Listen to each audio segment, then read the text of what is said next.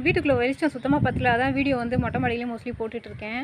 விழிப்புணர்வு வீடியோ போடுறேன், நாயை பற்றி நல்லா பேசுகிறேன் அப்படின்னு சொல்லிட்டு வீட்டுக்குள்ளேயே உட்காந்து வாயாலே வடை சுடுறேன். 2 நாய் வச்சுக்கிட்டு வாயாலே வடை சுடுற ஒரு சேனல் அக்கா என்ன பண்ணுறாங்கனாக்கா, ரீசெண்டாக இந்த சேனலில் ஹெல்ப் கேட்டு செய்கிறாங்கல்ல, இந்த 40 நாய் 50 நாய் வச்சுக்கிட்டு அதுங்களுக்கு ஆய மூத்திரலாம் அள்ளி கொண்டு அடிபட்டா வாரி எடுத்துகிட்டு போய் ஹாஸ்பிட்டலில் பார்த்து அதுங்க கண்ணீரை தன் கண்ணீராக நினச்சி அதுங்களை அடக்கம் பண்ணி இன்றைக்கி சொல்லுங்கள், உங்கள் வீட்டில் ஒரு யாராவது குழந்தை இன்றைக்கி பாத்ரூம் போயிட்டா கூட என்னங்க குழந்தை ஆய் பண்ணிட்டான் அப்படின்னு கூப்பிடுவாங்க மோஸ்ட்லி.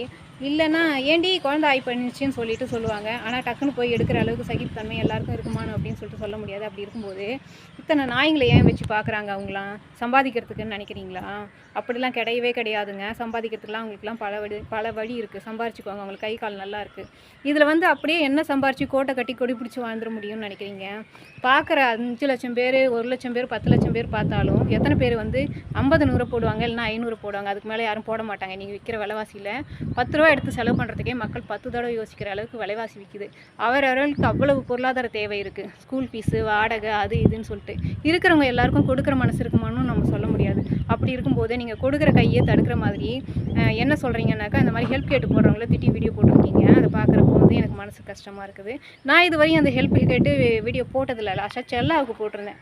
செல்லா என்னோட 10 இயர்ஸ்லேருந்து நான் ஸ்ட்ரீட் டாக்கு ஃபீட் பண்ணிகிட்டு இருந்தாலும் என்னால் எவ்வளோ முடியுமோ என்ன தகுதிக்கு என்ன முடியுமோ அவ்வளோதான் நான் செஞ்சுட்ருக்கேன். ஆனால் இவர்களுக்கு தேவைகள் பார்த்திங்கன்னா அவ்வளோ தேவைகள் இருக்குது. நான் கொண்டு போகிற சாப்பாட்டையும் அவங்க அடிச்சுக்கிட்டு சாப்பிடுவாங்க அந்த குழந்தைங்க. அதிலே பெரலுவாங்க, உனக்கு எனக்குன்னு சொல்லிட்டு. நான் கொண்டு போகிறதே அவங்களுக்கு பத்தாது, அந்த அளவுக்கு தான் அவங்க இருக்காங்க. அது போக அந்த குட்டிங்கெல்லாம் அடிபட்டு நசுங்குது, நோய் வந்து சாகுது. நம்ம அடாப்ஷன் கொடுக்க முடியல. இங்கே பேக் இந்தியாவில் வந்து ஆரோவில் ஷெல்டர் இருக்குது, அங்கே கொஞ்சம் போய் விடுவோம், அடாப்ஷன் கேட்டு கொடுப்போம். அப்படி இருந்தும் வந்து அந்த குழந்தைங்களை வந்து காப்பாற்ற முடியாமல் எவ்வளோ கஷ்டப்படுதுங்க. இதெல்லாம் எப்படியாவது நம்ம தடுக்கணும். நம்மளால் இந்த ஜீவன்களுக்கு ஏதாவது செய்யணும்னு சொல்லிட்டு இறங்கி செய்கிறவங்கள எப்படிலாம் நீங்கள் மற்றமாக பேசுகிறீங்க? பத்தாவதுக்கு கமெண்ட்டில் வந்து ரீசெண்டாக நான் ஒரு வீடியோ போட்டிருந்தேங்க. 2 நாள் முன்னாடி போட்ட வீடியோவில் ஒருத்தவங்களுக்கு 5000 ரூபாய் அனுப்பிச்சான்னு போட்டிருந்தேன். அதில் நம்பர் கூட போடல, இதுவரையும் நம்பரே போடல சேனலில்.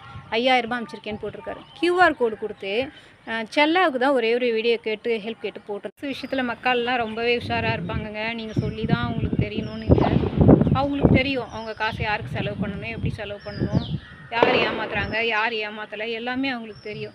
விழிப்புணர்வு போடுறேன்னு சொல்லிட்டு இந்த நாய்ங்களுக்கு கிடைக்கிற ஹெல்ப்பை நீங்கள் வந்து தடுக்காதீங்க ப்ளீஸ் சகோதரி. இந்த மாதிரி வந்து கமெண்ட் போடுறவங்க, இந்த மாதிரி வீடியோ போடுறவங்களும் குறைச்சிக்கோங்க. யார் போட்டிருந்தாலும் இந்த வீடியோ வந்து யார் மனசையாவது பாதிச்சிருந்தா மன்னிச்சுக்கோங்க. முடிஞ்ச வரையும் இந்த தெரு நாய்கள், இந்த தெருவில் இருக்கக்கூடிய குழந்தைகள், எந்த வாயில்லாத ஜீவனாக இருந்தாலும் அவங்களுக்கு முடிஞ்ச உதவிகளை பண்ணுங்கள்.